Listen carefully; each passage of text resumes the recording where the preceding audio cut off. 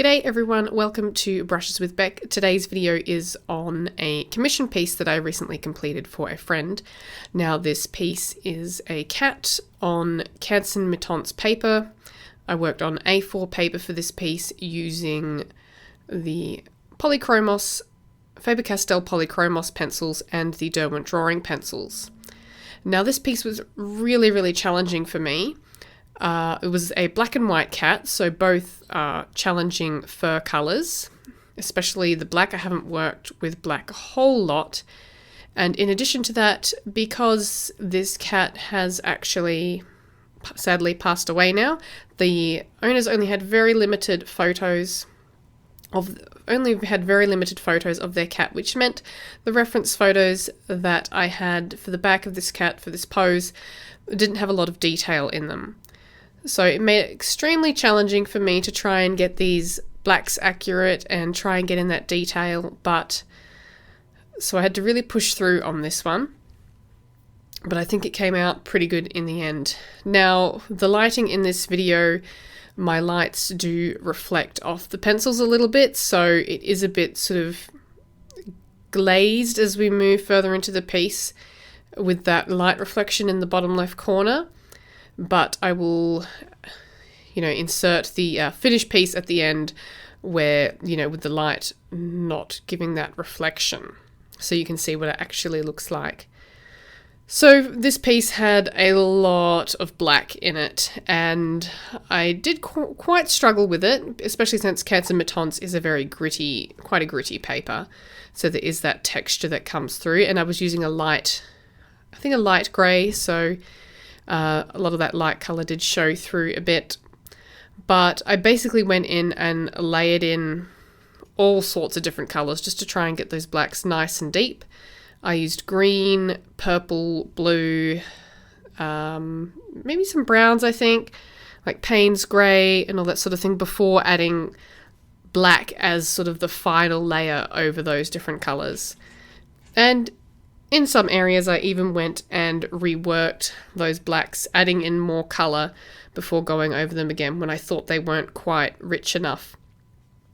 So because of the amount of black, this piece was a bit of a learning curve for me, but I'm pretty pleased with how it turned out in the end. So you can see me just reworking over those blacks with different colours, trying to get some highlights in around the edges, and just trying to give some different hints of form and different highlights on the fur, because in the reference photo for this pose for this cat, his back with the black area, it was just all solid black. There wasn't any detail or any sort of hint of shadows and highlights. It was just, solid black. So working with that I found very challenging, but fortunately the recipient absolutely loved the piece in the end, which is what matters.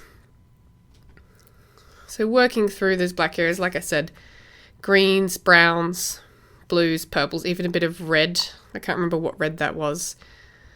But going through all of that because I really wanted to make sure it was a nice deep colour to the underlayer before going in with that black to help keep it nice and dark. So like I said, I am new to sort of working with lots of black fur, and this piece was very challenging for me, but I needed to do this at some point in time, and I would like to practice more with black fur to really sort of get the hang of it. Now in this section here, this is sort of where the black fur ends, and there's the light coming in from behind the cat on the right hand side, so I've added in a lot of yellow there to try and get that edge highlight in there. So you'll see me working up towards that yellow edge and just building up the colour so I can try to get that shading in on the black fur.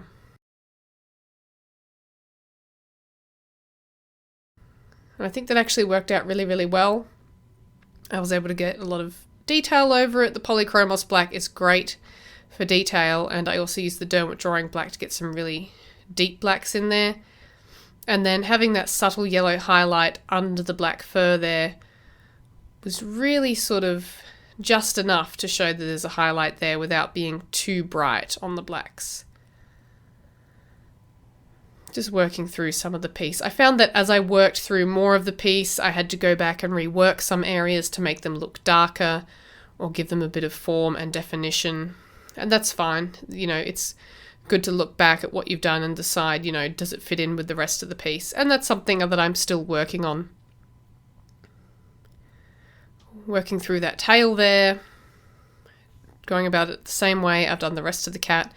Adding in those colourful underlayers, blending them out with a cotton bud, and then going over with the black pencil last for the fur texture.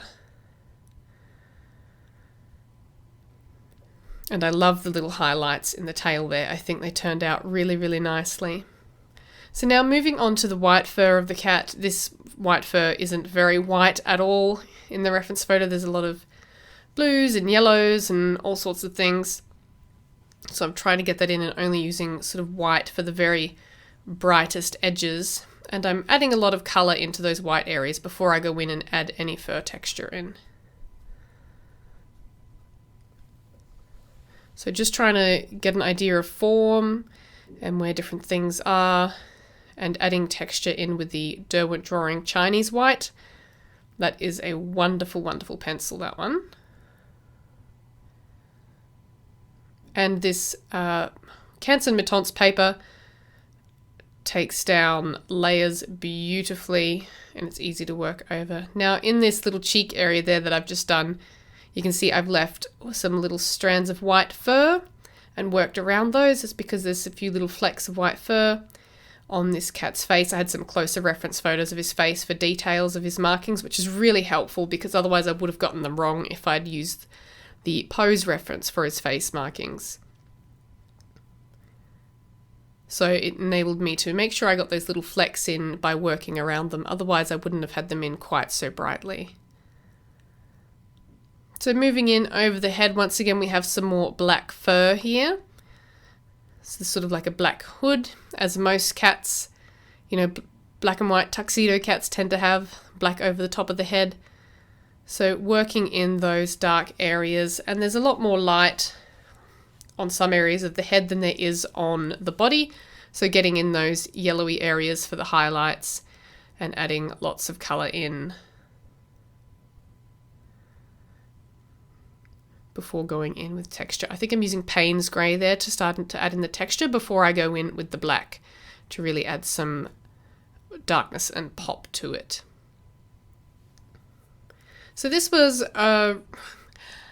it was a fun piece, but it was a very, very challenging piece, and I was extremely worried with this one that the person I was doing it for wasn't going to like it. So I actually found it a bit stressful to work on, but I did enjoy it at the same time. It was a big challenge for me, and I love a good challenge.